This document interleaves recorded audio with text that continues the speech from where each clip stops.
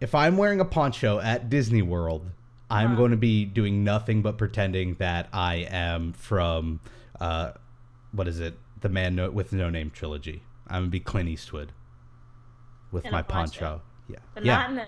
He wears a poncho. It's a different poncho. It's a poncho. And then I'm going to go to Mexico and Epcot, and I'm going to get myself a little sombrero, and I'm just going to be Clint Eastwood. Ooh, you should get one of the little guns in Frontierland. Boom. Look at that. Perfect. 1, 2, 3. I'm Clint Eastwood at Disney. Not even going to the Halloween party. You'll have a costume. Nope. And then I'm gonna go to Hollywood Studios. I'm gonna sneak off of the Great Movie Ride and actually go be Clint Eastwood, the animatronic in the Great Movie Ride, and see how long I could do it before I get kicked out of the park. Because that's gonna be on your bingo card. I'm putting it on there now. Oh, what? Be an animatronic and get ejected from the park?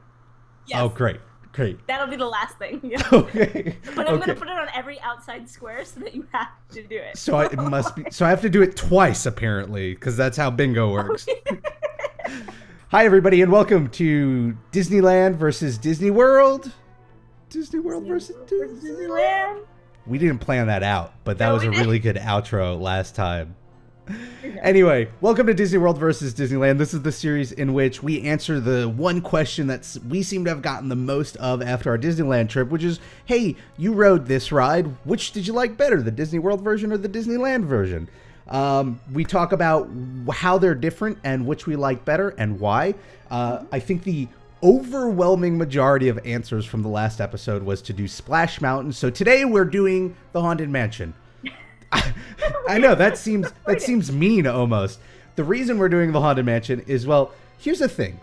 I think I need to ride Splash Mountain in Disney World again to refresh my memory, because personally, when I rode the Disneyland version, it felt nearly identical. And I know there are differences, and I think a lot of it has to do with just not having ridden it, so we're going to put that off. Haunted Mansion, however, saw plenty of differences. I think it'll be a good conversation topic, so let's do the Haunted Mansion, right? Yeah. So do you want to talk about, let's give a quick overview over just what is the Haunted Mansion? How does that work? And then we'll talk about, I guess, the differences between the two. How does the Haunted Mansion work? Is it like House on Haunted Hill, where you get locked in for a weekend? I mean, I would love that, but you wouldn't. No, I would not like that at all. Next video, Rob comes to a haunted house. No. Next video, Rob has a heart attack. Dies. Yeah. The Haunted Mansion. I mean, I don't really explain how it works. I mean, the Haunted Mansion is. It's an Omnimover ride, right? It's not an Omnimover ride. It is like a slow moving haunted house, like the Little Mermaid. Like all those have copied it. Right. You know, they're basically the same sort of setup. But you know, you go into your little. What are they called? What do we call them? Doom buggies? Yes. Wow. Doom buggy. Wow. And you go through the Haunted Mansion owned by Master Gracie. Yep. And there are 999 happy haunts. Right. Always room for 1,000. Always room for one more. Yep.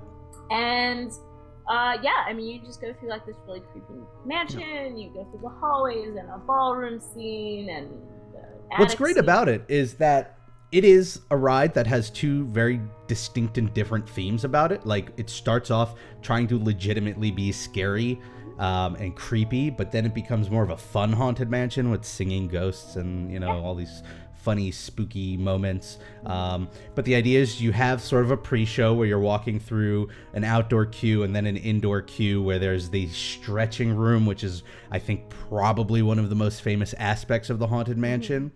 And then you, as far as a post-show goes, there isn't really much of anything. You're just sort of out. You're done. Yeah, well, now when we go to Disney World, there is that whole new shop that we'll have to check out. What? You don't know about the new Haunted Mansion shop? Whoa. I don't know. Okay. Anyway. Well, let's jump into differences. Yes. I think the biggest difference that a lot of people talk about is the stretching room. And to give a little context to that, the way the stretching room works in Disney World is that, well, hold on. The way the stretching room works is that you're put into this room, a door is closed behind you. It looks just like the walls, so it looks like there is no way out. And this is where a little scene takes place. And what happens is it appears that the wall is stretching and these photos stretch and these paintings go from looking like regular portraits to portraits of how they died. Which is your favorite, by the way? Oh, I love the girl on the With the tightrope. umbrella. Yeah. Yeah, that's mine as well. And then somebody so afraid just smashes through the wall, and that's where the exit is, and you move on to the rest of the queue. That's not quite how it happens, but Well, that's how it happens story-wise. Do you not realize? Listen to the sound effects. Smashes through the wall. No, it's Yes. no. Yes. It's the person falling from Right. the... No. They show the lightning flashes. You see the person who hung themselves. You hear someone scream. You then hear them run, and you hear the wood smashing because they're crashing through the wall, and that's the exit that you're going through. Oh, I thought it was the body falling. Through the wall? No, just down. That's what everyone says. And then the door just opens? Yeah. That's weird. That makes no sense. Well, That's that's no what everyone logic. says it is. Hey, everyone. That's not what it is. So, what's so wrong? Because here's the thing. It even has the Doppler effect or the surround effect where you hear the scream move from left to right to where the door is. And then it goes, crash, and then the door. It's very clean cut. It's a very clean cut smash. Yeah, apparently. But without going on too much about it, the main difference is in Disney World, the walls of the stretching room are rising up to create that stretch effect, whereas the floor of the stretching room in Disneyland is actually lowering, and you all as a group are lowering. You're basically in an elevator. Yeah, it's basically a one-way elevator. And you can feel it, and it's kind of weird. Yep. Kind of weird. The interesting reason for that is the waterbed is so low in Florida that they didn't want to put the attraction underground like they did in California, so they don't lower it. Whereas in California, they have so little ground space above, they had to put the ride mostly underground, so that's why you get lowered down into it. Now, that's the biggest difference. There are a lot of other differences, too. Do you want to name a few, and I'll throw a few out there? Well, one of the first things I noticed just after that is how you filter out of that room. So... I liked the way the queue is in Disneyland because it's much more contained.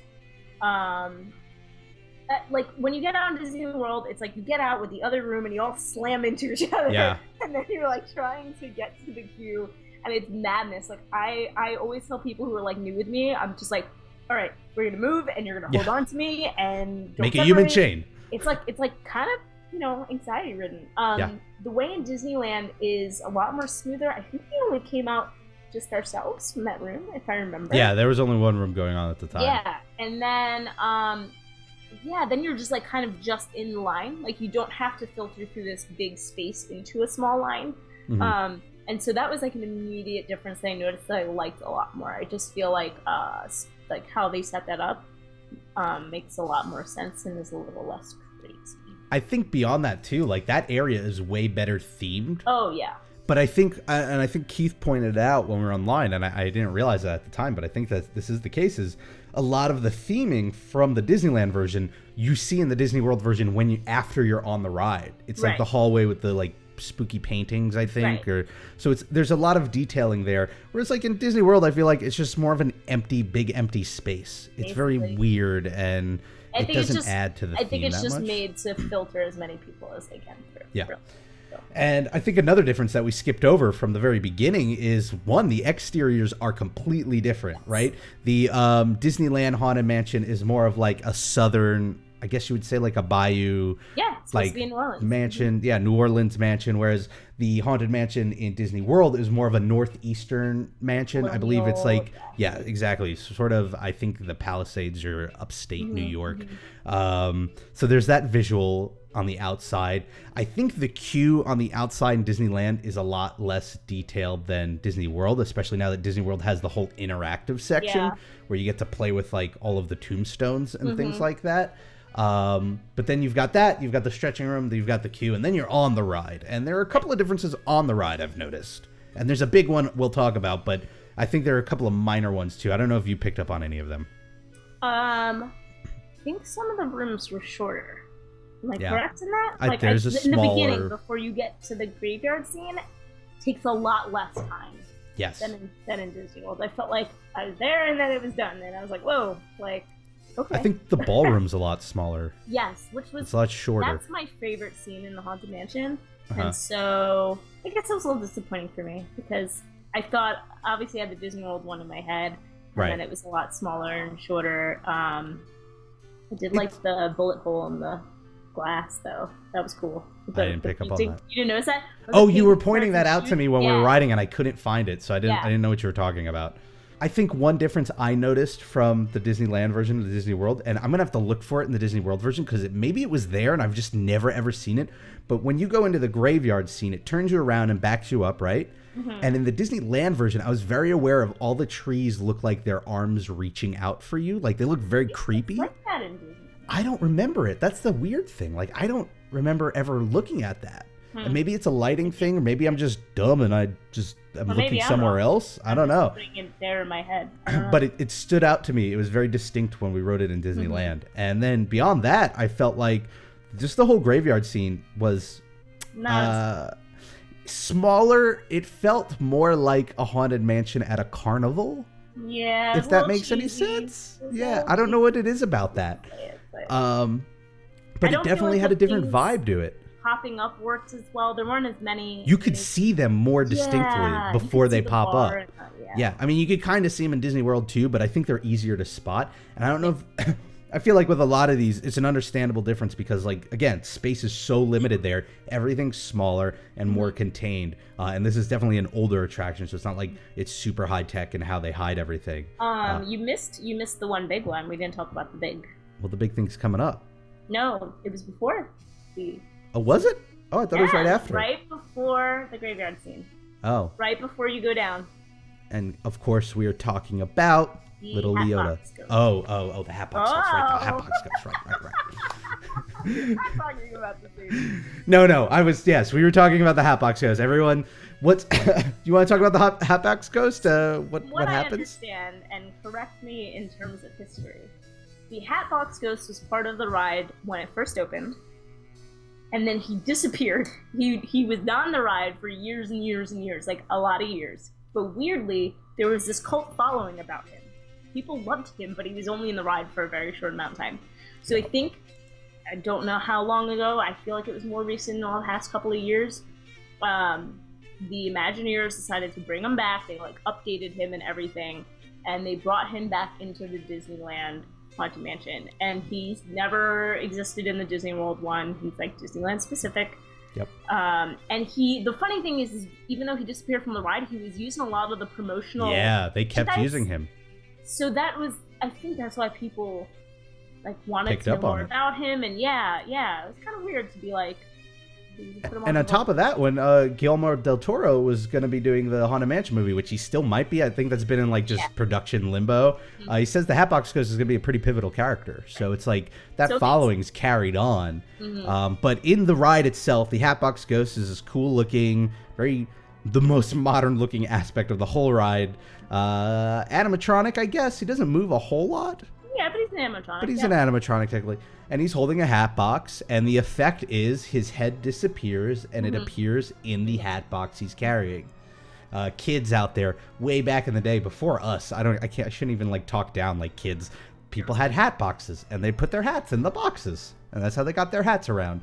They could have worn them, but they carried around in boxes because everybody did things really difficultly. No, because they just wear multiple hats, Christine. Just wear them all. They were very nice hats, and you didn't want to get them ruined. You don't want to wear nice hats. Nice hats are for looking. They're like the fancy pillows that you don't sleep on. But yeah, he's there. So the Hatbox Ghost is cool, but at the same time, to be 100% honest, and I'm not hating on the Hatbox Ghost, after the ride, I was like, okay. It was just an animatronic whose head disappeared. It was just that one moment. It would be a different thing, I think, if the Hatbox Ghost kept repeatedly popping up and they put this narrative around the Hatbox Ghost and added him in that way. But he's it was just a cool thing to see. So it's definitely, it wasn't a bad thing. It just wasn't, I don't think, as amazing as a lot of people built up. Gets that following because of what happened with him disappearing and then, yeah. So.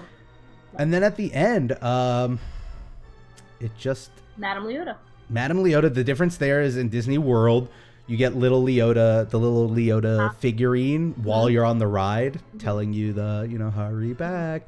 Whereas in Disneyland, it's actually almost like Space Mountain's exit, where you're on this little moving walkway and there are little scenes. Right, you got to go back to the ground level, and that's where you see little Leota telling you to hurry back. She's bigger than little, though. Like, she's bigger Was than she? the other one was. Yeah, She's like an American Girl doll. Yeah, basically. They should sell that. American Girl Oh Leota. my God. You've just Why got $1 million not idea.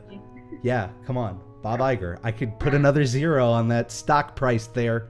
Come on. And you can, like, give her outfits. Like, she could have, like, Sally's outfit during Halloween or something. Yeah. Come on.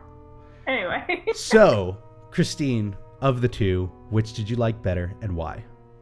So, for me, it's pretty easy, and it's Disney World. Mm. And one is my bias with the ballroom scene, obviously being my favorite. I like that it's longer.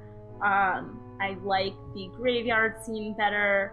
I like the exterior better.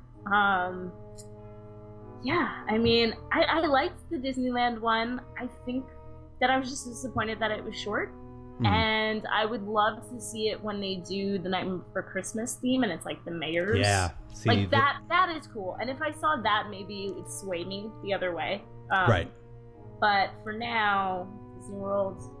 Points for Disney World. Mhm. I'm in the similar boat. I'm a fan of the Disney World version. I think a lot of this is more bias. I agree with you. I like the exterior of the Disney World better, and I don't know if that's because we're from the Northeast and I love that style of architecture more, and that's something I would more closely associate with a Haunted Mansion than the one in Disneyland. I do appreciate that Disneyland's version is doing what it can with what it has to work with. And I think that's why you see things like the Nightmare Before Christmas retheming. Then you don't see it in Disney World, because in Disneyland, I think that's just sort of the thing they need to do to add that value to it. And that's probably why I got the Hatbox Ghost on top of the history and things like that. But this is one of the first rides where I really started to hate the idea of this versus that, even though I'm making a whole series about it, because ideally, in my ideal world, it's going to be like a Frankenstein's monster of both, because I really like that pre-show area before you get in the Doom buggies in Disneyland. I think the exterior has a charm to it that's pretty cool. I think the stretching room lowering is neat. But that could just be the novelty of it. I like, little Leota being on that ramp on the way out, because I just love when it extends the ride experience beyond getting off the vehicle. So I think it's got a lot of perks to it. I love those trees. I really am looking forward to seeing if those trees are in there. But maybe they're there and it's just not lit as much, so that I didn't notice them in the past. But those trees like caught me off guard, and I was like, whoa, didn't expect that. I was looking for the Hatbox Ghost, knew about the elevator, didn't know about the trees. But there you have it. We side with Disney World. What I want to know is, which one do you guys prefer? Let us know in the comments below, or you can let us know on Twitter. I'm at RobPlays. I'm at IvyWinterYT. You could agree with us or disagree with us. That's all up to you. Let us know what you want to see us compare next. I know everybody loves Splash Mountain. That's one. We didn't do Tiki Room. Somebody mentioned the Tiki Room. We didn't do those. Didn't do it. I suppose we can do other stuff too. Like somebody mentioned the Electrical Parade versus Paint the Night. So it doesn't have to just necessarily be an attraction. You could do Illuminations versus World of Color, something like that. So, get creative with it. Let us know. Thanks for watching. As always, have a great week. Whatever you're doing, make the most of it, because it makes it that much better. And we'll see you next time for the next episode of Disney World versus Disneyland. Disneyland versus Disney World. Bye, everybody.